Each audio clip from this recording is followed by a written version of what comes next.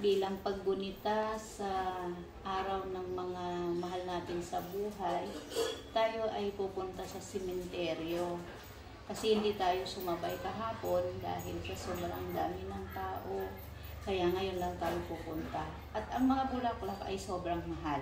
Since na meron namang bulaklak yung mga halaman natin, kaya ito namitas na lang ako ng ng dahon at saka ng bulaklak.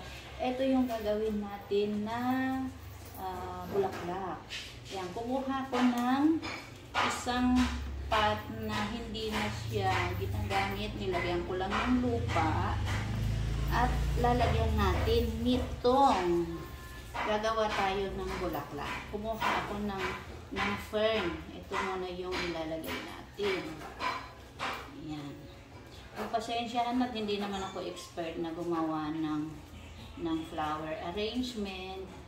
Ito ay mag-ano lang tayo. Subok-subok lang. Yan. Nanguha na din lang ako ng dahon ng fern sa aking halamanan. Halamanan talaga. Yan. Tutusok lang muna natin ang mga dahon. Kaya lang, ayaw siyang tumayo. Yan. So, sige, tatayo yan mamaya. Tapos, tusok-tusok lang natin sa gilid.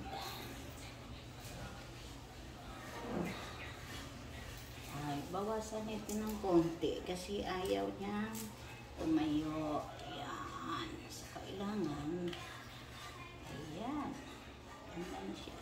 Tapos ilalagay natin ang roses. So, ang roses kasi kakaunti na lang yung bulaklak na overdo na. So, nag-ano na sila. Hindi umaabot na yung undas. Kaya, ito lang. So, ilalagay lang natin ganyan. Tusok-tusok lang. Ayan. Ito na rin yung mga bulaklak ng mga halaman nating roses.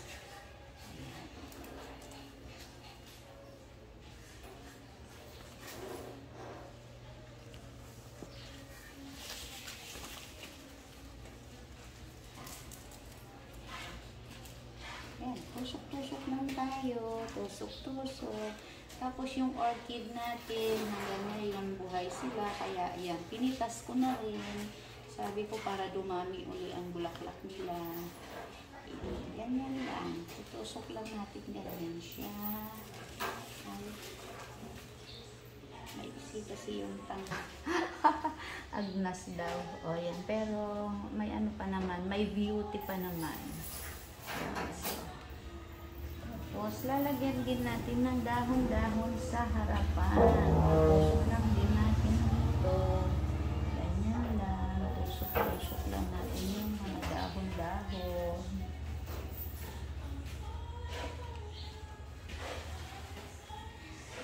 Ayan, jaran! O, bulaklak na na-arrange natin. O, ayan guys, ang ating finished product sa flower arrangement.